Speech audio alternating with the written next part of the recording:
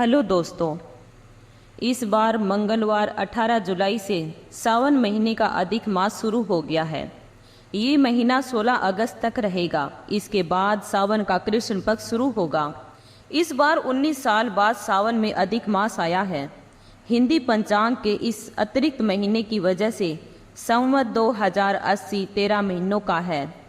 जानिए ये अधिक मास क्या है, क्यों आता है, अगर अधिक मास न हो तो क्या होगा, और इस महीने में पूजा पाठ से जुड़े कौन कौन से काम किए जा सकते हैं। अंग्रेजी कैलेंडर में लीप ईयर होता है और हिंदी पंचांग में अधिक मास। लीप ईयर में सिर्फ एक दिन बढ़ता है, जबकि अधिक मास में हिंदी वर्ष में पूरा एक महीना बढ़ जाता है। दरअसल ये सौर वर्ष और चंद्र वर्ष की वजह से होता है। अंग्रेजी कैलेंडर पृथ्वी की सूर्य की परिक्रमा के आधार पर चलता है। एक अंग्रेजी साल में 365 दिन होते हैं और लीप ईयर में 366 दिन होते हैं। इसकी वजह ये है कि पृथ्वी को सूर्य की परिक्रमा लगाने में 365 दिन और करीब 6 घंटे का समय लगता है। हर 4 साल में ये अतिरिक्त 6 घंटे एक दिन के बराबर हो जाते हैं। इस एक दिन को कैलेंडर में एडजस्ट करने के लिए कैलेंडर में एक दिन बढ़ाया जाता है। इस कारण सामान्य साल में 365 दिन और लीप ईयर में 366 दिन होते हैं। लीप ईयर मालूम करने का तरीका ये है कि जिस वर्ष को अंक 4 से विभाजित किया जा सकता है वह लीप ईयर होता है। जैसे 2016, 2020, 2024, 2028 लीप ईयर में फरवरी 29 दिनों का होता है। अधिक मास हिंदी पंचांग के एक अतिरिक्त महीने को कहते हैं। ये हर 3 साल में एक बार आता है। जिस संवत में अधिक मास होता है वह साल 13 महीनों का होता है। ज्योतिष में 9 ग्रह हैं: सूर्य, चंद्र, मंगल, बुध, गुरु, शुक्र, शनि और राहु केतु। ये सभी ग्रह 12 राशियों का चक्कर लगाते हैं। हिंदी पंचांग में काल गणना सूर्य और चंद्र के आधार पर की जाती है। जब चंद्र 12 राशियों का एक पूरा चक्कर लगा लेता है तब एक चंद्र माह होता है। चंद्र को 12 राशियों का चक्कर लगाने में करीब 28-29 दिन लगते हैं। इस कारण हिंदी पंचांग का एक चंद्र वर्ष 354.36 दिन का होता है। ज्योतिष ग्रंथों में अधिक मास की गणना करने का बहुत ही सरल तरीका दिया गया है। ज्योतिषीय गणना के मुताबिक हर 32 महीने और 15 दिन बाद अधिक मास आता है। अधिक मास कभी भी पूर्णिमा से शुरू नहीं होता, अमावस्या के बाद ही शुरू होता है। 32 महीने और 15 दिन के बाद जिस भी महीने की अमावस्या होगी उसी महीने का अधिक मास भी होगा।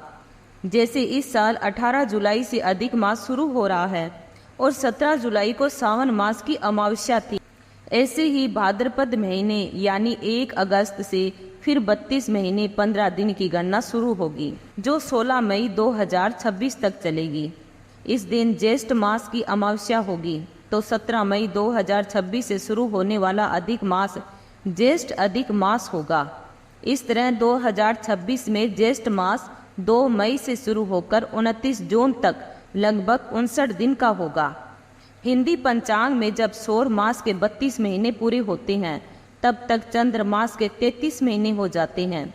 सौर वर्ष और चंद्र वर्ष में हर तीसरे साल एक महीने का अंतर आ जाता है। इस अंतर को खत्म करने के लिए अधिक मास की व्यवस्था हमारे ऋषि मुनियों द्वारा की गई थी। अगर अधिक मास न हो तो क्या होगा?